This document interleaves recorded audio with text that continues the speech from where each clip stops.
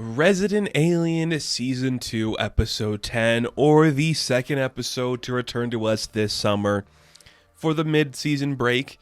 It's kind of interesting that a lot of shows are doing this now, where it's like the first part, take the break the second part. I like that format because, one, you can get your VFX done on time and pay your people better, and two, just makes you remember how good a show is. This season has been good. I really liked the first episode of The Return. This episode, I think, had a few hiccups where I'm like, oh, it feels like you kind of put yourself into a narrative corner here that you can't escape from. I didn't really like some of it. But there's parts of it where I'm like, oh yeah, this is interesting. Something to do, at least. The entire episode's kind of about Harry dealing with death and mortality and the guilt he faces for certain things, and he's in denial about his life, and that's a good concept, because I guess the show hasn't really explored like him dealing with those emotions and having those feelings where he's like, I'm mortal, I'm going to die eventually.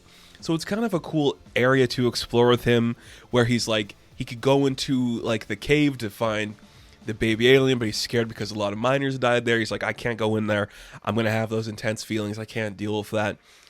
It's cool. You know, I think that part of the storyline is handled better than other ones, where it kind of feels like filler for the most part for other ones, but it's interesting enough where I think they're doing some good stuff with it. You will note that so far this season, we have not spent a lot of time with Harry doing the alien thing. In this episode, we kind of have like one shot where he sees himself as the body he did the autopsy for, and that's where we get like the practical alien suit. We don't see it anywhere else really, except for kind of the kid in the later half of the episode. And this is the other thing too, I'm always fascinated by this. They build Max as like one of the main characters in the first season. In season 2, his role has been restrained to kind of like a supporting role. He's still in all the promotional materials, but he's in like 2 minutes of it, maybe even 30 seconds of this episode, being stupid while Sahar does all the work. That's kind of the role he's been reduced to now, and I find that fascinating. It just reminds me, it's completely unrelated, but just reminds me of like the joke in the current season of The Rehearsal from Nathan Fielder, where he's like, there's like child labor laws and they can only work a certain amount of hours, so I have to keep switching the kid out every couple hours. It kind of reminds me of that with Max, where it's like, oh, we can only have him for a certain number of things, so we're going to use him sparingly. That might not be true at all of what's happening, but I just find it fascinating. Like, 2 episodes now in The Return. He wasn't in the first one at all. This one he gets 30 seconds. Maybe they're building up to his story. Who's to say? I just thought that was kind of weird. And this whole storyline with him, where him and Sahar kind of like find the baby alien posing as this kid who got lost 80 years ago, I don't like it. I just think it's like, it's too much. It just feels like that's too much complicated bullshit to deal with, because the sister of the kid that goes missing 80 years ago, she's still alive and she sees him. He's like, it's Bobby, I know my own brother. And it's like, what a weird wrinkle you didn't really need to add. She could easily just have like a random kid be heard and she hears the hissing and she recognizes it. That would fit better. But now I guess Sahar's going to try to like train this baby alien to be good. I'm like, okay. What a weird storyline. That I wasn't expecting it to go that route with it, but I'm like, I guess that's fun, you know? And then Harry's like, you can't treat it like that. You can't act like that with that. It's a baby. That's something. I guess it wasn't the strongest part of this episode to me. You know, like the Harry stuff I really liked. Another kind of like part that kind of like just confused me why we did it was the Asta stuff, because it seemed like a big deal last episode that she forgot Jay's birthday and her memory was gone. I will say, like, the beginning half of the episode where she's happy, everything's working for her, it's kind of fun just to see her, like, smiling and be giddy, and Harry's like, wow, I've never seen her smile before. It's weird, but a good weird. That stuff's good.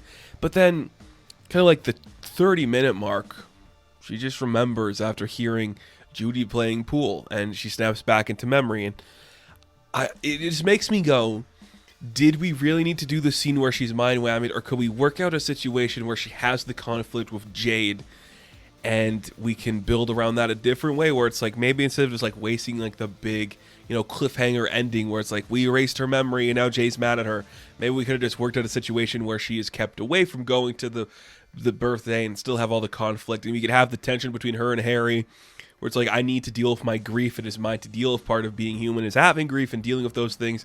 And Harry can still learn the lesson without having, like, seeing Asta's entire life crumble around her and then being brought back in front of her like, oh shit, this sucks.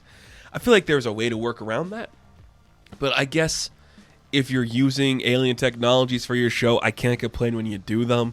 It's just like, oh, we really made a big deal of this in the last episode, and in this one, it's a side note we figure out so Harry can learn he's scared of dying. And it's kind of like, they deal with like two pretty interesting, intense themes this episode, which kind of like felt like a lot was going on.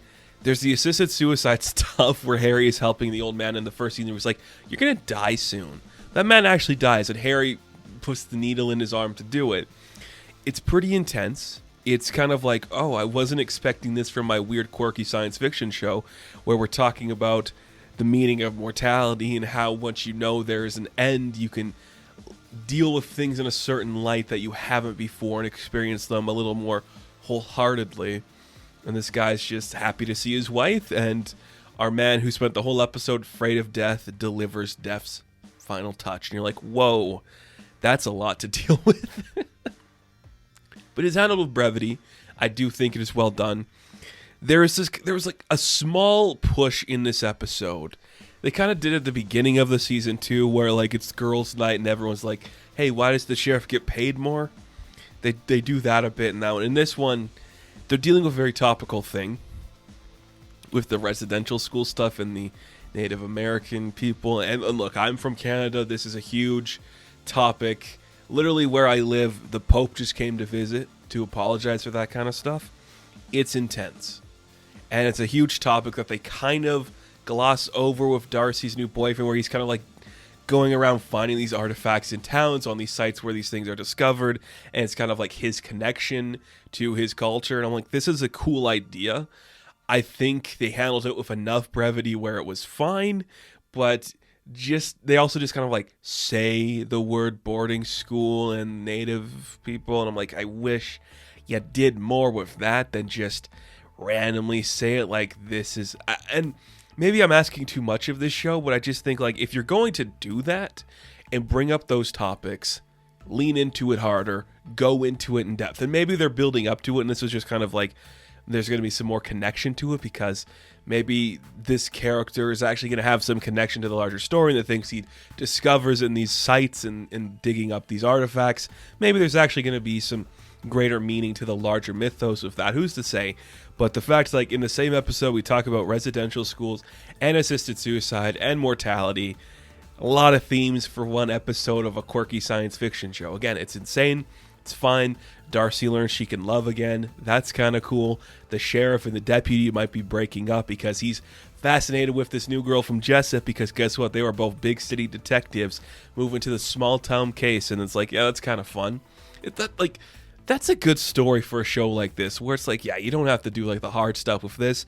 You know, we kind of did Mike's big intense story in the earlier parts of the season. Makes sense to do it this way. I don't hate that at all. It's for good comedy.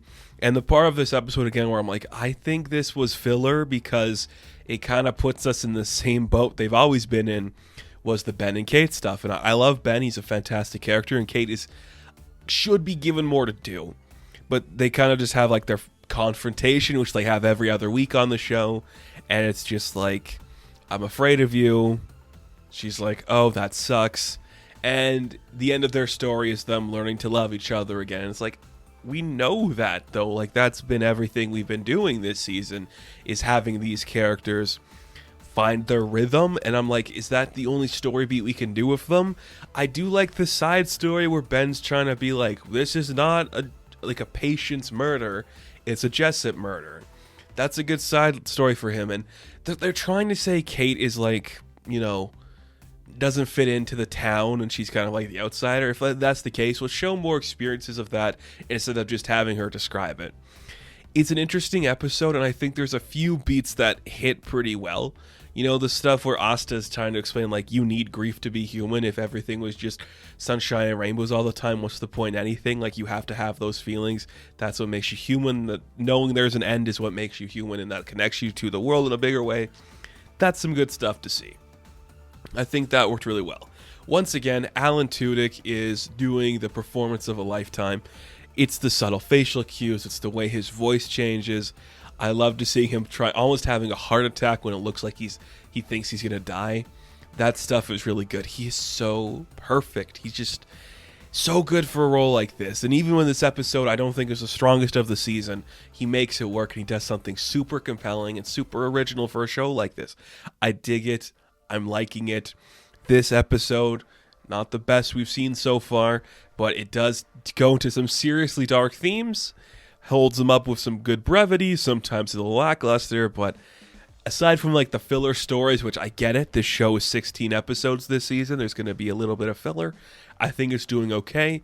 I would just like to know, why isn't Max in more episodes? Like, what's going on with that? Are we building up to some big Max reveal? And why aren't we seeing more of like the alien suit? Yes, the baby alien is there and the weird CG that we see from it. And then like the kid alien is what Max sees, but could do more with it, right? I feel like we get at least one big sequence of it an episode, and we haven't really got that in these two. I guess we'll see what happens, though. It could get better, or this could just be less money for the second half of the season. I don't know. Either way, okay episode. So that's going to do it for this review of Resident Alien. Now, thank you guys for watching this video. Be sure to like and subscribe to the channel. As always, you can check me out on Instagram, TikTok, and Twitter. And as always, I will catch you in the next one. Have fun. Stay safe. Good luck.